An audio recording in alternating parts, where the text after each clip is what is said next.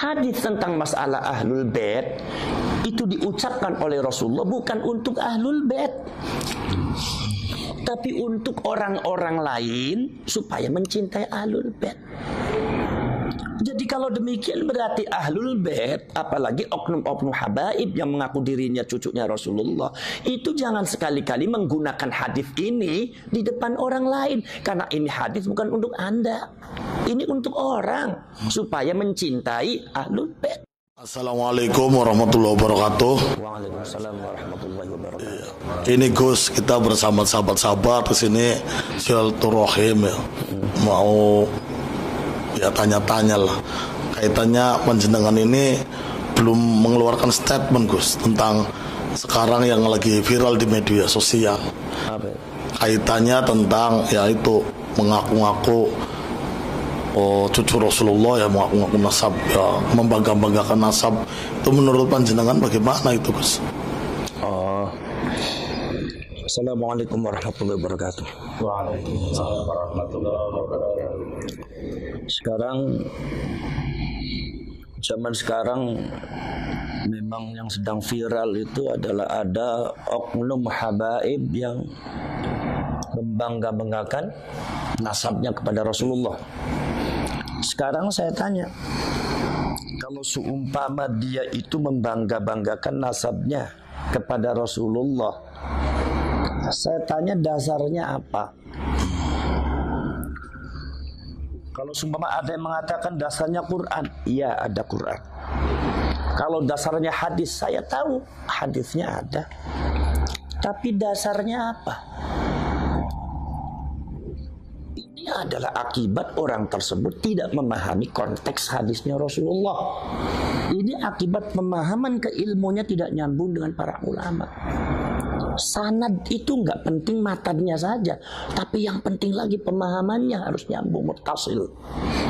Jangan cuma sanadnya, bukan sekedar qiraatul Qur'annya, tapi fahmul Qur'annya.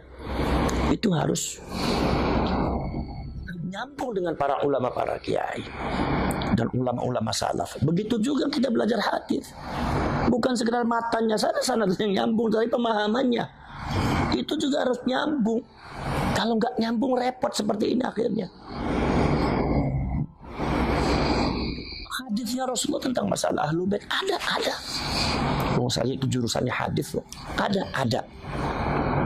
Itu kasusnya sama juga dengan yang kemarin tuh masalah sodakohnya Pak Yusuf Mansur. Ada enggak dalilnya dalam Al-Quran? Ada. Anfiqu mimma razaqakumullah. Ada. Hadisnya ada tidak? Ada. Tetapi saya katakan orang-orang yang membawa Al-Quran dan hadis untuk meminta sodako kepada orang lain, ini orang jahil. Kalau ada oknum habaib atau orang yang mengaku dirinya cucunya Rasulullah, membangga-banggakan nasabnya di depan orang lain, ini orang jahil. Orang yang sanad keilmuannya, pemahaman keilmuannya tidak nyambung dengan ulama-ulama salaf. Tidak seperti itu. Kalau dibilang hadisnya ada. Cuma Anda harus tahu bahwa hadis itu ada tempatnya. Quran itu ada tempatnya. Likulli maqalin maqam. Setiap semua ucapan itu ada tempatnya. Hadis tentang masalah ahlul bait itu diucapkan oleh Rasulullah bukan untuk ahlul bait, tapi untuk orang-orang lain supaya mencintai ahlul bait. Jadi kalau demikian berarti ahlul bait, apalagi oknum-oknum habaib yang mengaku dirinya cucunya Rasulullah, itu jangan sekali-kali menggunakan hadis ini di depan orang lain, karena ini hadis bukan untuk Anda, ini untuk orang supaya mencintai ahlul bait. Contohnya begini, Al-Quran dengan hadis tentang masalah fadilah sodako itu bukan untuk orang yang minta sodako, Tetapi untuk orang yang mau memberi sedekah. Jadi jangan sekali-kali Anda itu kalau semua membuat proposal atau ingin dapat sedekah dari orang lain, itu kemudian dalilnya Al-Quran dan hadis ini. Ini namanya godam orang suruh sedekah dengan Al-Quran dan hadis. Inilah orang jahil, orang sesat, orang yang pemahaman dan penalaran keilmuannya tidak mutasil, tidak nyambung dengan para ulama salafus saleh, tidak nyambung. Maka dari itu jangan sampai seperti itu. Jadi jangan sampai ini disalahgunakan orang lain. Mengaku dirinya bahwa saya itu ini kata Rasulullah seperti ini sekarang. Loh, ini hadis bukan untuk Anda. Ini hadis untuk orang supaya mencintai Ahlul Bait. Apalagi nasab daripada Ba'alwi ini lagi dipermasalahkan, ya kan? Masih banyak dipermasalahkan, ya. Nah, ini makanya jangan suka seperti itu. Ini bisa-bisa menjatuhkan nilai daripada hadisnya Rasulullah itu sendiri. Nilainya jadi jatuh gara-gara Anda, karena Anda salah menempatkan. Nilai Al-Quran dan hadis tentang sedekah bisa-bisa jatuh gara-gara Anda, karena Anda tidak bisa menempatkan. Akhirnya orang ketika didalili itu nggak mempan. Kenapa? Ya gara-gara Anda itu menyalahgunakan hadis dari Al-Quran dan Al-Quran, menyalahgunakan dalil untuk tujuan yang tidak benar dan ditempatkan pada tempat yang tidak benar. Makanya saya harapkan orang-orang semacam itu ngaji dulu lah. Gak usah banyak bicara Quran dan hadis. Anda itu baca Qurannya saja masih belang-belang tuh, nggak pakai tajwid. Baca kitabnya saja udah dengan santri saya lebih pintar santri saya. Udah, apalagi nahwu sorof dengan balaghah. Ya. Jangan dibilang nahwu sorof itu nggak penting. Penting. Anda mengatakan tidak penting, tapi ulama mengatakan wan nahwu aula awalan ayyu'lama idzil kalamu dunahu lam yufhama. La yufhama itu lan tu li nafil abad. Tanpa nahwu sorof, maka Quran dan hadis tidak mungkin bisa dipahami dengan benar. Mungkin Anda bisa paham tapi nggak benar. Contohnya ya seperti tadi, membanggakan nasab dengan hadisnya Rasulullah, meminta sedekah dengan hadisnya Rasulullah dan Al-Quran. Ini gara-gara Anda tidak benar memahaminya. Kenapa? Anda tidak belajar, ilmunya tidak nyambung, pemahaman Quran dan hadisnya tidak nyambung dengan ulama salaf. Inilah perlunya sanad di dalam Nahdlatul Ulama di pesantren itu selalu ada, bukan sekedar matanya saja, tetapi juga adalah pemahamannya. Jadi jelas nggak benar kalau ada habaib semata itu penyelewengan makna hadis. Itu bisa disebut bisa penipuan atas nama agama itu. Nggak boleh. Seperti halnya juga oknum-oknum yang meminta sedekah untuk menggunakan Al-Quran hadis. Ini sudah penipuan mengatasnamakan agama. Ini sudah penyelewengan makna dalil ini. Nggak boleh seperti itu. Dosa, wah dosa, jelas dosa. Sangat berdosa sekali. Tapi kalau orang semacam itu yang nggak ngaku dosa, udah biarin aja. Urusan dia dengan Allah, ya orang jahil namanya dia. Orang jahil itu yang nggak tahu kalau dirinya salah juga nggak tahu. Nah itu seperti itu cara. Makanya belajar dulu lah yang benar. Belajar hadis yang benar, nahwu sorof yang benar. Nahwu sorof yang benar. Jangan dibilang, oh itu kan rafa nasab kan sama aja itu biasa. Jangan Anda bilang biasa. Innallaha bari'um minal musyrikin wa rasulah. Ini harus wa rasulah. Sesungguhnya Allah dan Rasulnya tidak bertanggung jawab terhadap orang-orang musyrik. Coba kalau dibaca wa rasulih, innallaha bari'um minal musyrikin wa rasulih. Jadi sesat. Sesungguhnya Allah tidak bertanggung jawab terhadap orang musyrik dan Rasulnya. Berarti Rasulnya berarti sesat. Ini pemahaman salah gara-gara apa? I'rabnya salah. Makanya yang namanya i'rab itu sangat penting di nahwu sorof itu. Baca nahwu sorof dulu lah. Kalau Anda itu baca antara fa'il dan maf'ulnya nggak benar, baca bagaimana itu sighat fa'ala yufa'ilu, mana yang harus fa'ala, mana yang harus af'ala, mana yang harus majhul, mana yang maklum. Anda belum tahu, ya udah Anda jangan mendebat para ulama, para kiai lah. Orang jahil Anda tuh. Orang jahil nggak usah bicara, nggak bicara agama, nanti rusak agamanya nanti. Gara-gara Anda tuh.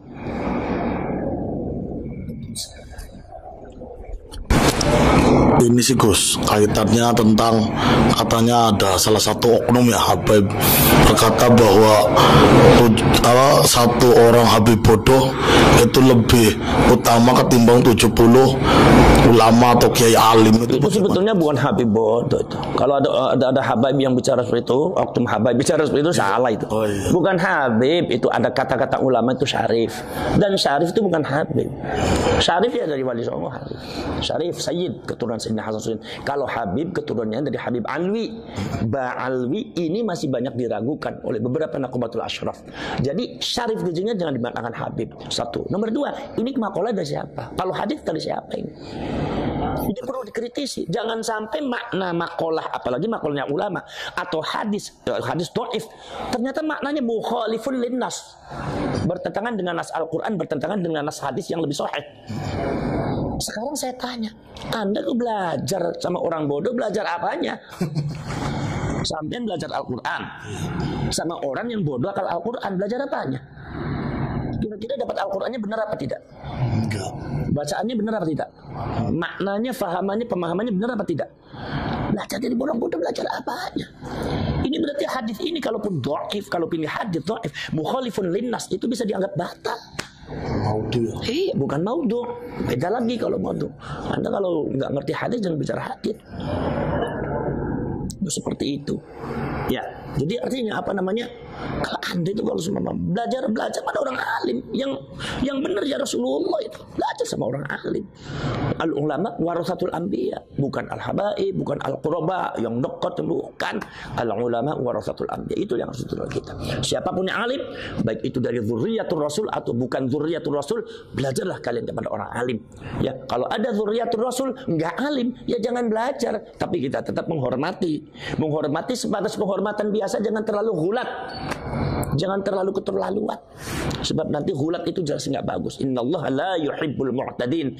Gusti Allah itu tidak menyukai orang-orang yang melewati batas, melampaui batas, keterlaluan apa sehingga seolah-olah selain ini salah semua, yang benar adalah ini. Nggak boleh seperti itu.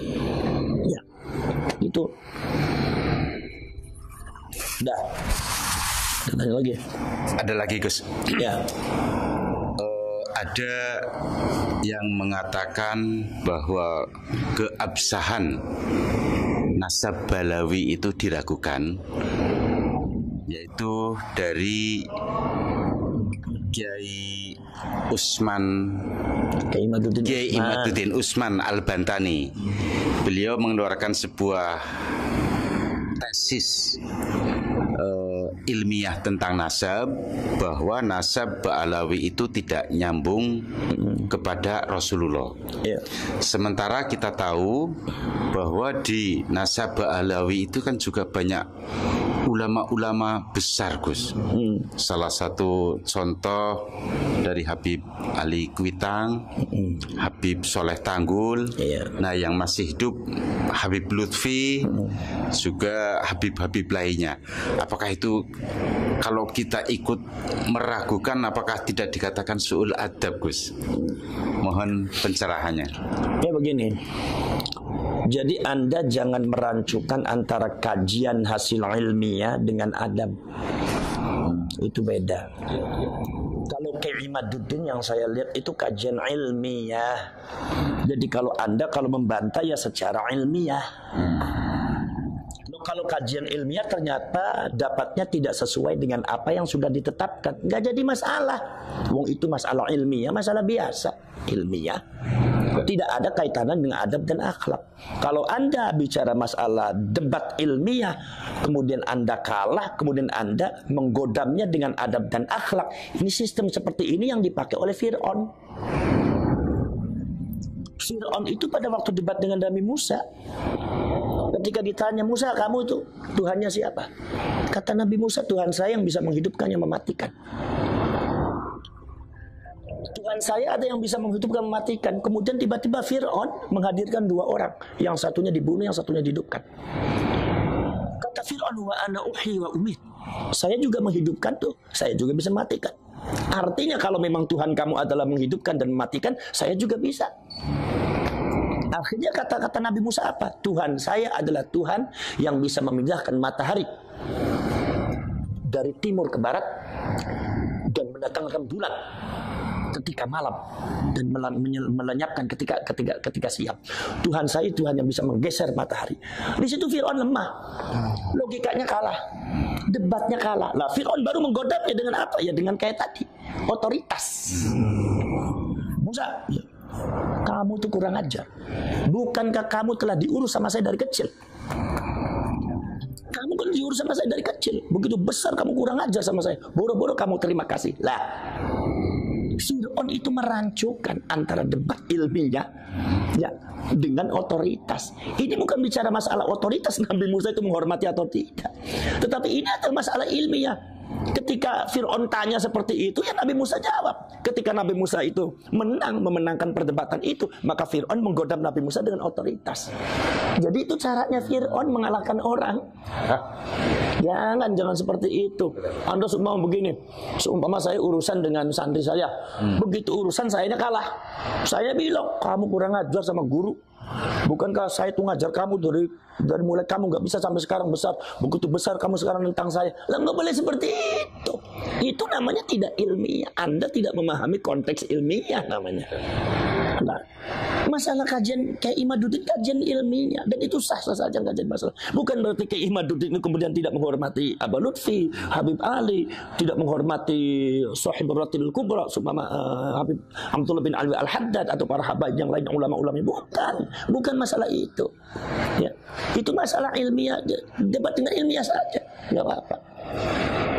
Dan kajian-kajiannya juga bagus. Titen kayak Imad itu bagus. Saya sudah lihat itu Titen bagus. Lah, kemudian contoh begini. Imam Malik bin Anas Al-Asbuhi itu adalah muridnya adalah gurunya Imam Syafi'i. Tapi Imam Syafi'i berbeda dengan Imam Malik. Ketika Imam Malik ketika subuh tidak kunut, maka Imam Syafi'i kunut. Debat luar biasa. Bahkan di dalam sejarahnya sanad Ali dipegang oleh Imam Syafi'i itu lebih kuat daripada sanad yang dipegang oleh Imam Malik dalam kitab Muwatta'nya. Sehingga timbullah setelah Imam Syafi'i timbul Imam Bukhari yang punya kitab Sahihul Bukhari yang disebut dengan As-Sahihul Kutub Ba'dal Quran. Artinya bukan Muwatta'. Apakah ini berarti Imam Bukhari kurang ajar sama Imam Malik? Imam Malik bukan seperti itu. Atau Imam Bukhari kurang ajar sama Imam Syafi'i, atau Imam Syafi'i kurang ajar sama Imam Malik. Oh, Anda jangan seperti itu, bukan itu. Ini adalah kajian ilmiah yang sifatnya peradaban keilmuan. Ya, ilmu harus dinamis, harus maju, harus dinamis. Dan ini di Indonesia saya lihat fenomenanya bagus. Jangan dianggap negatif, ini justru bagus tuh. Dulu perdebatan semacam ini ada di Mesir. Sekarang Mesir mungkin sudah mulai mulai kendor. Sekarang di Indonesia bagus. Walaupun memang perdebatannya sangat luar biasa. Karena apa? Karena menyangkut implikasi dari ketika Kiai Imad mengatakan seperti itu, maka implikasinya membatalkan seluruh nasabnya para habaib. Itu kan begitu. Ya. Dan itu menurut saya nggak jadi masalah. Kalau memang kajian Kiai Imad itu benar, dan saya lihat itu memang benar, ya, dalam bukti-bukti data-datanya itu validitasnya itu bisa dipertanggungjawabkan. Makanya Kiai Imad kenceng. Itu ya kita nggak usah jadi masalah. Ya, nggak usah jadi masalah. Sekarang begini, Imam Syafi'i dengan Imam Malik, bahkan Imam Ahmad bin Hanbal. Imam Ahmad bin Hanbal disuruh ijtihad sama Imam Syafi'i. Ya Ahmad ijtihad. Ijtihad kamu Ahmad. Imam Ahmad bingung gimana saya harus berbeda pendapat dengan guru saya, apakah sul adab atau tidak. Tapi Imam Syafi'i ijtihad, Ahmad ijtihad, jangan sama dengan saya. Akhirnya Imam Ahmad berijtihad dengan sekuat tenaga, barulah mendapatkan hukum-hukum yang berbeda dengan gurunya. Betapa luar biasa Imam Ahmad. Apakah Imam Ahmad itu kemudian ketika mengatakan Imam Syafi'i dalam hal ini guru saya salah, apa itu kurang ajar? Enggak. Apa itu sul adab? Oh tidak. Itu hal ilmiah. Seperti masalah tayamum, bagaimana Imam Malik dengan Imam Syafi'i berbeda. Bahwasanya kata Imam Syafi'i, Imam Malik itu karena riwayatnya belum banyak datang di Imam Malik tuh. Riwayat masalah tayamum itu datang banyak lengkap ketika saya datang. Ketika saya ada, saya mencari data-data tentang masalah tayamum, ternyata seperti ini, berbeda dengan Imam Malik. Berbeda pada waktu di guru saya belum lengkap ini hadisnya. Itu bukan berarti Imam Syafi'i itu suul adab terhadap Imam Malik, bukan, jangan dimaknai seperti itu. Ini bicara masalah agama, ini bicara masalah konteks ilmiah. Jadi kalau Anda bantah saja secara ilmiah, nggak usah dengan pakai narasi kebencian, kemudian juga dengan dengan pakai podcast yang nggak benar. Anda datang ke Kiimat katakan debat ilmiah, saksinya mana? Tapi kalau debat saya minta ya lawannya yang selevel gitu. Kalau lawannya ya Allah, yang lawannya yang datang ada yang dari Lampung itu, atau yang dari apalagi sumama yang lawannya itu sumama Bahar bin Smith itu, ya itu ya bukan levelnya Kiimat, mohon maaf. Itu ngaji kitabnya juga karu-karuan. Kiimat tuh karyanya saja 17 itu bagus. Saya yang alhamdulillah saya juga sudah menyelesaikan S3 tahun 2009 itu. Saya tahu persis. Beliau orang pintar dan ilmiah sekali. Jadi lawannya jangan itu. Jadi lawannya bagaimana? Lawannya saya minta Kiimat kalau seumpama diajak debat ya sama orang-orang yang kredibilitas keilmuannya tidak ada. Jangan mau, buat apa? Debat dengan orang jahil. Ya omongannya nggak karuan, akhirnya jadi fitnah. Namanya orang jahil kan ngomongnya kadang-kadang keras, kasar, kadang nggak bagus. Sayang Kiimatnya, sayang keilmuannya. Debatlah dengan orang yang kredibilitasnya terjamin, minimal dengan Robitoh Alawiyah, ulama-ulamanya. Kumpulkan, debat di situ. Itu namanya ilmiah, itu bagus. Kalau semua dekat dengan orang-orang yang ya Allah, ya mohon maaf itu. Saya juga bisa membaca dari karakternya, dari cara bicaranya. Ini orang nggak ilmiah, ngapain juga Kiimat debat dengan orang semacam itu? Orang jahil, nggak usah diladeni. Kalau orang jahil itu, nggak usah itu, nggak ada manfaatnya, biarin aja. Di atas ada Allah Subhanahu Wa Taala. Nggak usah jadi pikiran dan jadi apa. Yang penting Kiimat tetap pada itu. Dan saya dukung ya perjuangannya Kiimat tuh. Kalau memang itu, kenapa? Karena ini persoalannya bukan masalah persoalan Kiimat. Kalau Anda mengatakan itu masalah Kiimat, oh bukan, Anda salah paham. Itu sejak dulu sudah ada, sejak zamannya abad ke-8 Imam Fakhruddin Ar-Razi sudah menyatakan bahwasanya Sayyid Ahmad tidak memiliki orang yang bernama anak yang bernama Abdullah. Sehingga pada waktu abad ke-13 Syarif Abdul Rafiq, penguasa Hijaz ketika itu dari Syarif Al-Hasani, itu melarang kaum Ba'alwi memakai nama Sayyid dan Syarif. Kenapa melarang? Karena beliau raja. Itu berarti kan sebelumnya sudah ada kajian, berarti kan sudah ada polemik, dan itu karena itu sudah ada ketetapan. Satu. Nomor selanjutnya yang terbaru di antara adalah salah satu naqib daripada Nakobatul Ashraf yang ada di Mesir. Itu salah seorang syarif yaitu Al-Hasan. Itu juga mengatakan ada ibtalun nasab li ali Ba'alwi, membatalkan nasab bagi keluarganya Ba'alwi dengan catatan-catatan secara ilmiah. Itu seorang naqib, beliau seorang nasabah dari Nakobatul Ashraf yang ada di Mesir. Bahwa itu nasabnya Ba'alwi, kesimpulannya nasabnya Ba'alwi dari beberapa faktor-faktor yang sudah saya jelaskan, katanya nasabnya Ba'alwi itu adalah batilun ghairu sahihin, sudah batil ghairu sahih lagi. Berarti artinya apa? Kalaupun ada perdebatan, itu karena apa? Menurut mereka para nasabah yang ada di internasional khususnya Nakobatul Ashraf, semua baik ada di Irak ataupun ada di Irak atau ada di Mesir, itu mengatakan bahwasanya adanya nasab nyambung Ba'alwi adalah klaim sepihak dari Ba'alwinya atau dari ulama-ulama yang ada hubungan emosional dengan Ba'alwi, ya seperti yang dikemukakan oleh Kiai Imaduddin. Memang itu ada benarnya, karena yang berpendapat begitu bukan Kiai Imad aja, dulu gak ada. Saya juga waktu kecil sudah ada beberapa mbah saya dan dikasih tahu sama abah saya bahwasanya Ba'alwi itu memang terputusnya di Abdullah dan Ubaidillah. Saya saja waktu muda udah tahu seperti itu. Dan sebelum viral masalah ini belum ada, saya udah tahu bahwa itu sudah ada masalah. Jadi artinya ya Anda nggak usah debat dengan Kiimat, debat dengan semuanya, termasuk dengan Syarif Abdul Rafiq, Nakobatul Ashraf yang ada di Mesir, yang ada di Irak, dan yang lainnya, Imam Fakhruddin Ar-Razi. Itu. Jadi artinya ini masalah ilmiah, dan menurut saya nggak jadi masalah mau nyambung atau tidak. Yang penting artinya ketika ilmiah itu dikemukakan, itu Anda jangan bicara bahwa oh itu berarti kurang ajar sama ulama ini. Bukan. Namanya Aba Lutfi, namanya Habib Ali Kuitang, apalagi ya, kemudian Habib Abdullah bin Ali Al-Haddad Sahibul Ratib, kemudian seumpama para Habib Umar bin Hafiz, itu mereka adalah ulama-ulama besar. Itu mereka adalah waliullah, ulama besar, banyak muridnya, sahibul karamah wal barakah. Tidak berkurang karamahnya walaupun semua nasabnya nggak nyambung juga.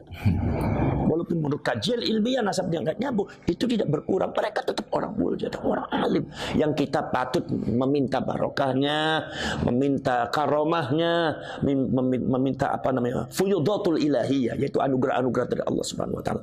Karena kaum Ba'alwi ini kalau seumpama dari segi nasab itu tidak nyambung, itu menurut saya nggak usah jadi masalah. Karena kemuliaan kaum Ba'alwi itu bukan terletak pada itu saja. Kaum Ba'alwi itu saya lihat sejarahnya itu ternyata banyak minal mutasawwifin, banyak kaum sufi. Maka rotib pun banyak tuh, rotibul hatab, rotibul atas, rotibul sakrat. Itu semua dari kaum Ba'alwi semua. Dan banyak jadi orang alim, dan banyak aulia, wali-wali. Habib Soleh Tanggul jadi waliullah, Habib Husain kalau terus jadi wali, banyak waliullah itu. Jadi artinya tidak akan berkurang lah. Nah, itu maka dari itu kita tetap menghormati Ba'alwi, ulama-ulama yang alim. Nah, tapi kalau ada oknum Ba'alwi yang kadang-kadang berbuat tanpa tidak ada sopan santunnya, tidak ada akhlaknya, baru itu kita harus dihentikan. Kalau nggak dihentikan ini bahaya. Anda jangan macam-macam di sini, karena Anda kisahnya betul. Kenapa? Karena dari Ba'alwi itu bukan yang jadi masalah di Indonesia, dan bukan ya, khususnya di Indonesia itu adalah bukan masalah nasab saja, sejarah kedatangannya pun sudah bermasalah. Bagaimana Habib Utsman bin Yahya Mufti Betawi ya yang digaji oleh Belanda, kemudian beberapa fatwanya banyak bertentangan dengan ulama-ulama yang sudah ada, bahkan melemahkan, padahal beliau datangnya tahun abad ke-18. Ya kan? Beliau datangnya barusan dipanggil oleh Belanda, sementara ulama-ulama yang keturunan Wali Songo sudah ada. Ya kan? Bagaimana Syarifah Fatimah, di mana Syarifah Fatimah bekerja sama dengan dengan Belanda untuk mendapatkan Kesultanan Banten. Di mana keturunan aslinya yang dari Banten itu yang anak terbesarnya itu dibuang di Ambon, sementara dari Syarifah Fatimah Abdullah dijadikan Sultan oleh Banten, dan akhirnya mendapatkan masalah. Akhirnya malah Belandanya akhirnya menghukum Syarifah Fatimah dengan Syarif Abdullah. Karena apa? Karena kalau di mata Belanda karena sudah tidak bisa bermanfaat lah, makanya harus dihukum. Sebetulnya kalau masih punya kekuatan yang akan digunakan. Bagaimana Habib Abdurrahman Al-Masyhur Az-Zahir yang ceritanya kontroversial di Aceh, di mana mengkhianati perjuangannya orang Aceh, bekerjasama dengan dengan beberapa oknum dari India. Dan bagaimana yang lainnya ini juga datangnya bermasalah ini. Arab dari Hadramaut tuh. Ya. Nah ini. Maka dari itu ini bermasalah. Udah datangnya bermasalah. Mereka dijadikan masyarakat strata nomor 2 setelah Belanda. Sementara masyarakat Indonesia ketika zaman Belanda dijadikan strata yang paling bawah.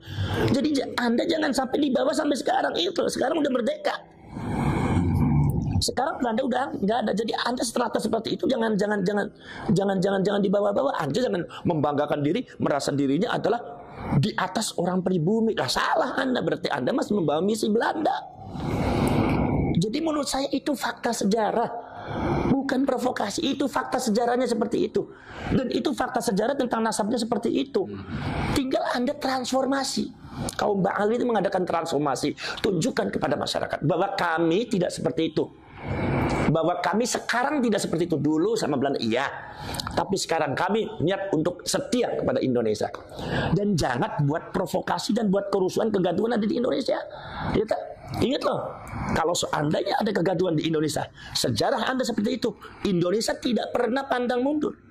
Indonesia itu banyak pejuang-pejuang yang tidak pernah takut sama siapapun. Dari mulai Aceh, dari mulai Makassar, dari mulai Sumatera, dari mulai Jawa, dari mulai Sunda, dari mulai Jawa Timur sampai Madura, dari Kalimantan, Sulawesi. Semua itu adalah para pejuang-pejuang yang tidak pernah mundur, tidak pernah takut sama siapapun. Darah tetes darah, mati di depan mata, nyawa pun siap digadaikan. Itu nggak jadi masalah, itu demi untuk Indonesia. Jadi kami tidak pernah takut sama siapapun. Kalau Anda seumpama tidak mau berbuat benar di negara kita, kalau Anda tidak mau menghormati adat budaya dan menghormati tokoh-tokoh kita yang ada di Indonesia ini, dan Anda melakukan tindakan-tindakan yang tidak terpuji di Indonesia ini, awas, hati-hati, akan menghadapi seluruh rakyat Indonesia akan bergerak. Jangan sampai Anda terusir gara-gara hal yang tidak benar yang Anda lakukan. Apalagi kenapa? Karena Anda dari segi sejarah juga seperti itu bermasalah. bermasalah dan nasabnya juga bermasalah. Ini dua yang jadi poin yang sangat besar. Makanya Anda harus maklumi. Anda maklumi, berbuatlah yang baik Anda. Berilah manfaat untuk negara ini. Berilah masukan-masukan kepada masyarakat yang baik. Berilah contoh yang baik. Berilah akhlak yang baik. Jangan sampai Anda menggombar-gomborkan dirinya sebagai nasabnya Rasulullah, ini cucunya Rasulullah, tapi nyatanya Anda akhlaknya seperti setan dan iblis. Kata Rasulullah, takhayyaru li nutfikum fa innal 'irqa dassas. Rasulullah mengatakan, milihlah kalian untuk jodoh kalian, untuk anak cucu kalian, milih perempuan yang baik. Fa innal 'irqa dassas, karena darah itu meresap. Resapannya darahnya Rasulullah, ya akhlaknya baik, ya tawadu, seperti akhlak-akhlak dan ketawaduannya cucunya Rasulullah dari Wali Songo. Mereka cucunya Rasulullah, tapi mereka tidak pernah menonjolkan dirinya sebagai cucunya Rasulullah. Bahkan mereka menghormati orang lain seolah-olah mereka bukan cucunya Rasulullah. Coba anak keturunannya Wali Songo berapa tahun tidak pernah mengakui, bahkan ada yang mengatakan itu adalah palsu. Apakah bergejolak? Tidak, biasa saja. Kenapa? Karena kemuliaan bagi kami bukan terletak pada nasab. Maniftakhara bin nasabi wal abad dhahabat barakatuh. Barang siapa yang sombong akan nasabnya dan menyombongkan bapaknya dan nasabnya, maka hilang barokahnya. Kami tidak akan seperti itu. Maka abah kami, mbah kami, datuk kami tidak pernah mengajarkan untuk membanggakan nasab. Makanya kebanyakan nasab mereka dipegang oleh orang yang dipercaya, mastur yang lain tidak kasih tahu. Kenapa? Barangkali ada orang keracunan nasab, mabok nasab, akhirnya berbuat sesuatu yang tidak benar. Ini sungguh yang namanya darah itu meresap. Anda darahnya siapa? Darahnya Rasulullah. Akhlaknya akan seperti ini. Anda seperti itu. Apa betul Anda darahnya Rasulullah? Apalagi Anda sejarahnya seperti ini. Apalagi Anda secara nasab Anda seperti ini. Sementara anak perilakunya seperti ini. Jangan-jangan itu benar bahwa Anda itu bukan cucunya Rasulullah. Jangan-jangan itu benar bahwa Anda itu adalah orang Yahudi yang sukanya memberontak. Jangan sampai masyarakat punya asumsi seperti itu. Adakan transformasi secepatnya. Jadi masyarakat Ba'alwi, udah kami diakui sebagai nasabnya Rasulullah atau tidak, udah kami yang penting berilah kiprah yang positif terhadap negara Indonesia, bangsa Indonesia. Jangan buat kekacauan, jangan buat kegaduhan, jangan menanamkan hal-hal yang tidak baik, jangan meracuni masyarakat untuk benci kepada ini, benci kepada ini, benci kepada ini. Apalagi mengucapkan kata-kata yang tidak sopan. Mana ada cucunya Rasulullah bicara seperti itu. Jadi akhirnya masyarakat sudah asumsi sudah jelek bahwa oh ini akan seperti, oh berarti seperti ini, berarti karena fa innal 'irqa dassas, yang namanya darah itu meresap. Anda resapannya dari siapa? Kalau dari Rasulullah akan seperti ini. Karena akhlaquhul Quran, akhlaknya Rasulullah adalah Al-Quran. Ya kan? Rasulullah dibanggakan oleh Allah Subhanahu wa taala, fa innaka la'ala khuluqin azim. Akhlaknya Rasulullah menonjol ke akhlaknya. Maka yang meresap kepada anak cucunya adalah akhlaknya. Kalau Anda akhlaknya mukhalifun lirrasul, ada seorang laki-laki mengaku dirinya, di dalam dirinya ada darahnya Rasul, tapi akhlaknya, sifatnya, tingkah lakunya, pola hidupnya bertentangan dengan Rasul, siapa yang mau percaya? Dasasnya kemana ini? Ya. Jadi seperti itu. Jadi masalah keimat ya ada ilmiah saja. Bukan berarti keimat itu menabrak ini. Ilmiah aja, ada ilmiah aja. Karena apa? Karena masalah itu bukan masalah keimat aja, itu masalah dari dulu udah ada. Itu masalah. Jadi Anda jangan mengatakan itu masalah keimat, bukan, dari dulu sudah ada. Cuma keimat itu hanya memunculkan tesisnya. Jadi tesis ilmiah. Jadi Anda kalau mau mendebat ilmiah lewat keimat, yang Anda debat bukan sekeimat saja, termasuk Imam Fakhruddin Ar-Razi, Syarif Aun-Rafiq dan ulama-ulama Hijaz zaman dulu, termasuk Naqubatul Ashraf. Kalau memang ilmiah silakan bertahapan. Ya. Jadi jangan menjelekkan dengan narasi-narasi kurang bagus. Menurut saya ini perkembangan sebetulnya keilmuan yang sangat baik sekali untuk rakyat Indonesia. Sehingga rakyat Indonesia semakin dewasa dan semakin pintar. Itulah Indonesia, hebatnya begitu. Terus ya. Pendapat itu Gus kaitannya dengan statementnya Nusron Wahid yang katanya yang menyuruh kau tes DNA untuk kaum habaib itu katanya kaum homoni lupus katanya, dan statementnya Buya Yahya itu juga Gus katanya kurang ajar katanya yang nyuruh tes DNA sama para habaib itu Gus. Sekarang saya tanya yang saya sama yang bersangkutan dasarnya apa? Kalau seumpama itu kurang ajar, lebih kurang ajar mana? untuk mencari kebenaran dan kepastian nasab dengan DNA, atau ada orang yang masih diragukan nasabnya, mengaku dirinya nasabnya kepada Rasulullah tapi berbuat dengan cara yang kasar, menyebut binatang, semata mereka membawa bendera nasabnya Rasulullah. Menurut Anda lebih kurang ajar mana? Kurang ajar itu Gus tadi yang mengaku nasab. Ada orang mengaku dirinya nyambung kepada Rasulullah, tetapi binatang itu semua, meremehkan orang lain, menyebut kiai ulama itu dengan namanya saja, provokasi masyarakat, kata-katanya kasar, tapi mereka mengatakan saya adalah cucunya Rasulullah. Sekarang lebih kurang ajar mana dengan tes DNA? Makanya saya tanya, orang bicara begitu dasarnya apa? Siapa yang tahu? Sekarang saya tanya, sekarang siapa yang tahu? Pak Nusron Wahid. Pak Nusron Wahid. Pak Nusron Wahid itu ahli nasabah bukan? Bukan. Bukan ahli hadis, bukan ahli tafsir kan? Iya. Bukan faknya kan? Bukan. Masalah nasab begini. Lalu bicara itu untuk apa? Sekarang saya tanya, yang satu namanya Bu Yahya. Bu Yahya. Bu Yahya termasuk nasabah. Ngerti nggak masalah ilmu nasab? Pernah neliti kayak Imat nggak? Pernah ya. Saya ini spesialis saya tafsir hadis. Tafsir hadis, ya udah pegang tafsir hadis. Masalah nasab saya dengerin Imat, walaupun Imat usianya jauh di bawah saya, tapi saya dengerin karena ini ilmiah, ini spesialisasinya dia. Saya tidak berhak untuk menyalahkan, karena spesialisasi saya adalah tafsir dengan hadis. Ini namanya konteks ilmiah. Makanya saya tanya, kalau seumpama Bu Yahya mengatakan seperti itu, dasarnya apa sampai bicara begitu? Sampai pernah neliti kayak Imat belum? Belum pernah. Untuk apa bicara seperti itu? Itu membuat fitnah itu seperti itu. Itu namanya yang disebut sama saya narasi nggak benar. Kalau Pak Nusron Wahid dasarnya apa? Sampai itu meneliti nasab enggak? Masalah-masalah DNA enggak? Apalagi pernyataannya Pak Nusron itu bertentangan dengan hasil bahsul masail, masalah tes DNA itu boleh di zaman NU. Lah Anda sebagai waketum tapi Anda nggak ngerti masalah perkembangan di NU, buat apa Anda jadi waketum? Seharusnya kan nggak seperti itu. Tanya dulu, fas'alu ahla dzikri in kuntum la ta'lamun. Kalau Anda belum tahu, jangan langsung menjustifikasi seperti ini.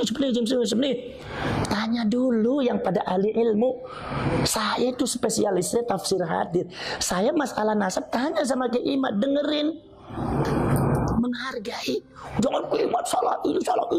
Mentang-mentang saya punya guru habaib, mentang-mentang saya itu banyak saudara yang habaib, Bang Alwi. Saya juga banyak saudara Bang Alwi, dari bin Yahya, dari Segaf, dari Al-Jufri, dari Al-Habsyi, banyak ponakan-ponakan saya.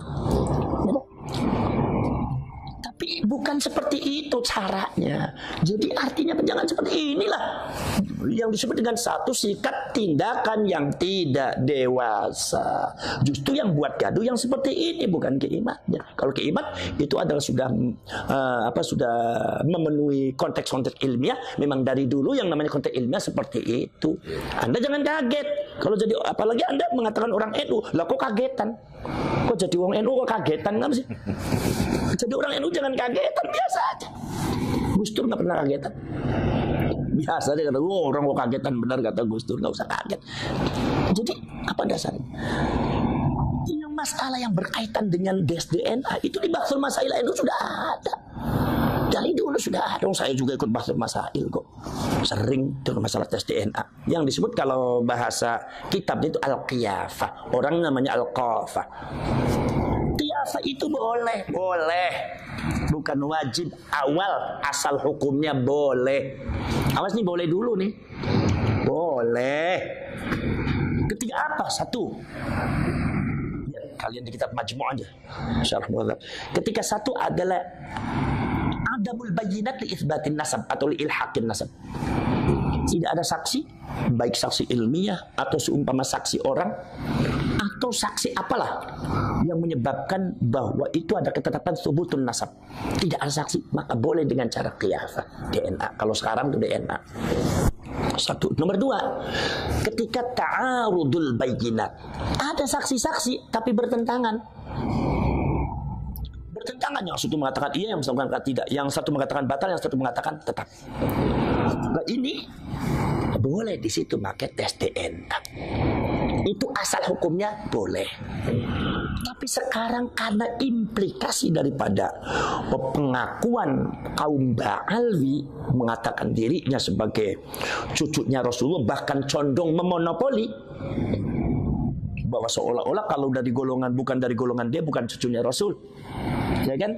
Sehingga ada habaib yang kadang-kadang jahil mengatakan bahwasanya kalau nggak ada di catatan Rabithah Alawiyahnya berarti bukan Habib, berarti Habib palsu. Ini jahil nih.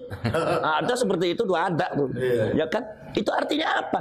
Artinya ada sebenarnya monopoli namanya, berarti kan ada di kalangan mereka itu ada satu asumsi yang memonopoli bahwa seolah-olah keturunannya Rasulullah hanya dari golongan dia.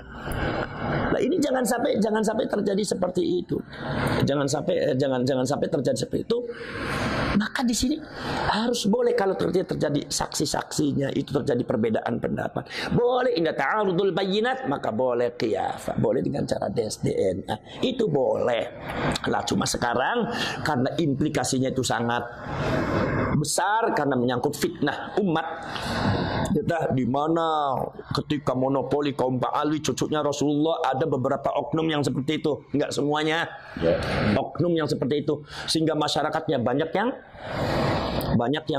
terbawa dengan akhlak-akhlak yang tidak terpuji. Ya kita lihat aja ada beberapa kadang-kadang memanggil nama kiai, manggil nama Buya Said Agil, kadang-kadang cuma si Said. Kemudian Kiai Ma'ruf Amin dipanggilnya si Ma'ruf. Itu kan jelas ini adalah ajaran-ajaran mereka. Karena ada oknum Ba'alwi mengatakan bahwasanya kalau manggil dia, kalau manggil selain kita jangan panggil kehormatannya, panggilan kehormatannya, panggil namanya aja, kalau enggak namanya panggil si.